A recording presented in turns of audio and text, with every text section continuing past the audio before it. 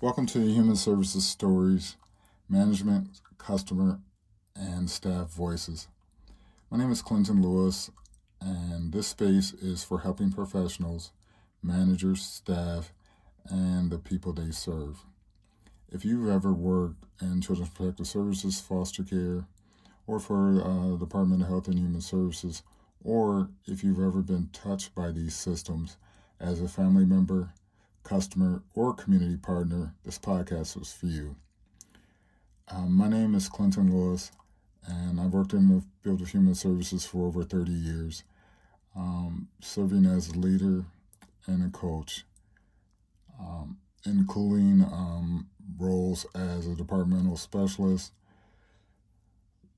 social services program manager, general services program manager, CPS supervisor, family independence manager, and adult services manager.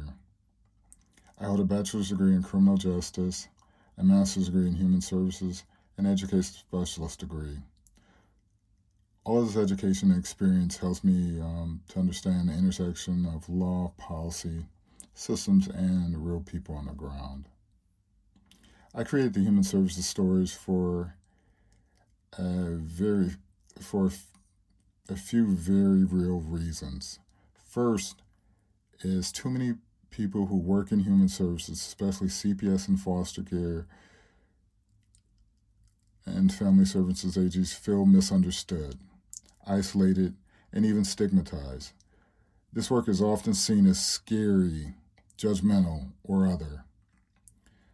That doesn't reflect the reality of the dedication and the professionalism and the real hard and honest work that happens every day.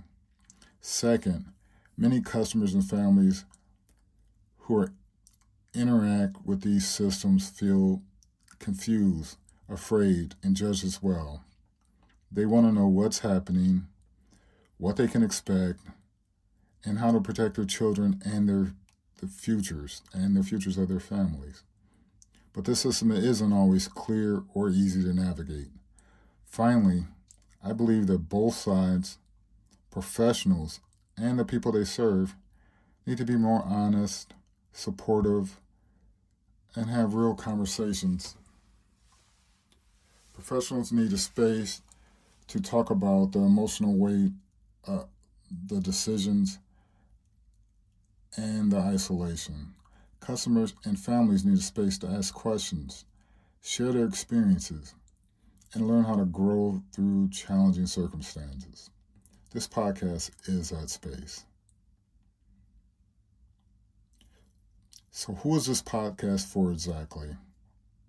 If you are a manager, supervisor, a team leader in human services, CPS, foster care, or family services, this show is for you. We'll talk about leadership, supervision, burnout, and how to support your team while staying grounded yourself. If you are a specialist, caseworker, frontline staff member, this show is for you. We'll discuss how to handle difficult cases, manage stress, and find your voice in a high-pressure environment. If you are a customer, client, or family member who has worked with human services, CPS, foster care, or family support programs, this show is for you. We'll talk about the system, your rights, and how to build a stable, healthier future, even after the hard seasons. And if you're simply a community member, advocate, or a partner who cares about families and stability, then you're welcome here too. Wherever you fall on the spectrum, this podcast is a place for honesty, compassion, and practical support, not a judgment or a gossip. Here's what you can expect from this show. Each episode will share real stories from the field, told with respect, privacy, and dignity. Our practical guidance offer practical guidance you can use in your work and your life. We'll include coaching style encouragement, short exercises, reflections, and questions to help you grow. In Season 1, we'll cover topics like getting past the stigma of working in human services and CPS, dealing with isolation from family and community, building a community of your own, finding time for yourself in a demanding job, managing the weight of responsibility in human services, exploring leadership and management, highlighting customer success stories, introducing one-on-one coaching for managers, staff, and customers. And yes, we'll have human services stories, yes, the wild ones. Some of the more surprising human moments from the field, told with humor and respect. Every episode will end with a short coaching tip or reflection. A small action you can take before the next conversation. Before we go any further, I want to share a little bit more about who I am and why I feel so passionate about this work. I spent over 30 years at the Department of Health and Human Services, moving from frontline roles into leadership and management. I've been a departmental specialist, a supervisor, and a program level manager, working closely with children, families, and community partners along the way. I've interacted with courts, law enforcement, schools, behavioral health providers, and countless nonprofit organizations. Academically, I hold a bachelor's degree in criminal justice, a master's degree in human services, and an education specialist degree. This blend of education helps me think about the bigger picture, how systems, policies, and people connect, while still staying grounded in the day-to-day reality of service. Because of this, I've seen the highs, families reunited, kids thriving, and communities pulling together, as well as the lows, tragic losses, frustrating policy decisions, systemic barriers that leave people feeling stuck. I've also watched professionals burn out, leave the field, or feel like they're not good enough. And I've watched families feel blamed, ashamed, and confused.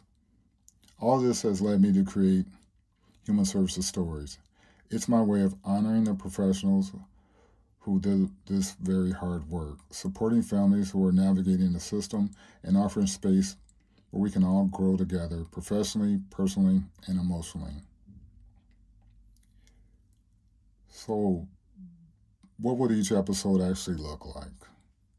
Most episodes will follow a simple structure: welcome and topic introduction. This provides a clear expectation of what we will discuss. Story or example will provide a real life or composite situation that illustrates a topic. A coaching moment, which is a short practical tip, reflection, or question you can take with you. And of course, the closing, which is a brief reminder of the main takeaway and the call to action. Some will be interviews where I talk with managers, staff, community partners, and even customers about their experiences. And some will be coaching focused, where we dive deeply into skill building and support. I promise you, everything will be professional, respectful, and confidential. No names, no gossip, and nothing that can harm anyone. As we close this first episode, I want to give you your very first coaching moment. Something small that you can do right now. So if you're a professional, manager, or staff member listening right now, I invite you to take a deep breath. You can say this to yourself out loud or in your head. I am a professional. I bring skills, training, and heart to this work. Again, I am a professional. I bring skills, training, and heart to this work. Write that sentence down on a note card or in a journal or on your phone, and keep it somewhere where you can see it when a job feels especially heavy. And if you're a customer, a client, or a family member, I invite you to take a deep breath and say to yourself out loud or in your head, I am learning, growing, and trying my best, and I deserve support. Again, I am learning, growing, and trying my best, and I deserve support. Those small statements may feel silly at first, but they are powerful. They remind you that the work and your journey matters. Thank you so much for listening to episode 1. Welcome to the Human Services Stories Management Customers and Staff Voices. In the next episode, we'll talk about stigma, how people often misunderstand CPS and human services work, and how you can begin to reframe that narrative for yourself and for others. If you enjoyed this episode, I'd love to hear from you. Subscribe to the Human Services Stories on your favorite podcast app. Leave a rating or review, and please share it with someone who might need it. A colleague, a friend, or someone who's been touched by the system. You can also email me at humanservicesstories@yahoo.com. humanservicesstories@yahoo.com to learn more about the show, the coaching I offer, and how to contact me with questions, topic areas, etc. Until next time, take care of yourself, because taking care of you means that you can better take care of others. Thanks again, and I'll see you next episode.